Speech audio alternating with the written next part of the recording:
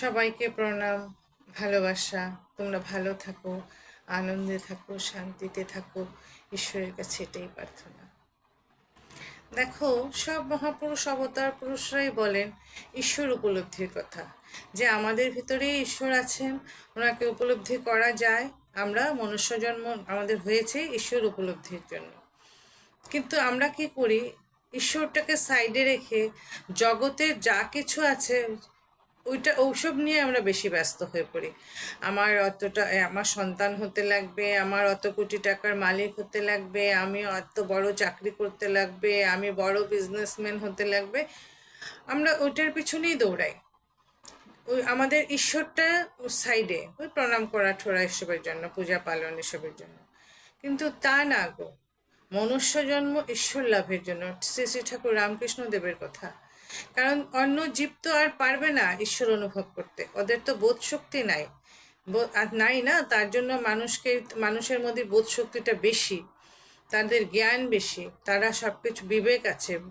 তার জন্য মানুষ পারে একমাত্র ঈশ্বর উপলব্ধি করতে। যত যত অবতার পুরুষ ওনারা মনুষ্য দেহ ধারণ করেছেনই ঈশ্বর লাভের জন্য। তো এখন কথা উঠতে পারে যে ঈশ্বর লাভের জন্য আমরা কি করবো? আমরা তো ঈশ্বরকে ভক্তি করি, ঈশ্বরকে তো পূজা করি। সেরকম পূজা করলে আমাদের হবে না। ঈশ্বরকে ভক্তি আর বিশ্বাস, অটল বিশ্বাস, একদম এমন বিশ্বাস যে উনি আছেন আমার হৃদয়ে, উনি সবসময় আমার সাথে আছেন। তাকে ভালোবাসতে বাসতে এটা আসে। প্রথম তো সাকার ধরতেই হবে, কোনো মূর্তি, কোনো ফটো, কোনো সে তোমার যেমন হরিওম বা শিবলিঙ্গ, এরকম কোনো কিছু একটা ধরেই আমাদের এগোতে লাগবে। কারণ কি, খালি হাতে কোথায়? হৃদয় বললে তো আর হৃদয়কে খালি খালি ধরা যাবে না গো। তার জন্য কোনো একটা সাকার মূর্তি ধরে আমাদের এগোতে লাগবে। কিভাবে? একটা বিশ্বাসের সাথে, জ্বলন্ত বিশ্বাস, যাতে এক ফোঁটা জল মিশানো থাকবে না। হ্যাঁ, আমার ঈশ্বর আছে, যত কিছুর মধ্যেও তুমি আছো। এই যে জিনিসটা যখন আমাদের ভিতরে দৃঢ় হবে, তখন আমরা ঠিক ঈশ্বর অনুভব করতে পারবো। যেমন ধরো, একটা একটা গ্রামে আগের দিনে বিধবা, ছোট ছোট মেয়েরা বিধবা হয়ে যেত না? তো একটা ছোট মেয়ে, সে জীবনে স্বামী কি জিনিস বুঝলোই না, তার আগেই সে বিধবা হয়ে গেল। তো গ্রামে অন্যান্য মেয়েদের বিয়ে হয়, আর সে বাবাকে বলছে একদিন, বাবা, সবার বিয়ে হচ্ছে, আমাকে বিয়ে দিবে না? তখন বাবা বললো, তোর তো বিয়ে হয়েছে। বলে, আমার স্বামী কোথায়? ওদের তো স্বামী আছে। বলে, আরে গোবিন্দই তো তোর স্বামী। দেখো, বাচ্চা মেয়ের কেমন মন। সে ঠাকুর ঘরে ঢুকে দরজা লাগিয়ে দিল, দিয়ে গোবিন্দকে ডাকছে, এমনভাবে ডাকছে বেকুল হয়ে, যে সবার স্বামী আছে, আমার স্বামী কই? তুমি না আমার স্বামী, তুমি দেখা দাও, তুমি আসো। দেখো কেমন জ্বলন্ত বিশ্বাস, সরল মনের বিশ্বাস। ঠিক গোবিন্দ আসলো, তাকে দেখা দিল। আমাদেরও এইরকম বিশ্বাস, এইরকম মন হতে লাগবে। মনটা সহজ সরল হওয়া না খুব জরুরি গো। অঙ্কট বঙ্কট থাকলে না হয় না। কেন হয় না জানো? অঙ্কট বঙ্কট থাকলে এই একবার বিশ্বাস আসবে, হ্যাঁ, যখন আমার মতে মতে সব কাজ হবে, তখন মনে হবে হ্যাঁ ঈশ্বর আছে, আছেই। তর্কও করব, হ্যাঁ আছে।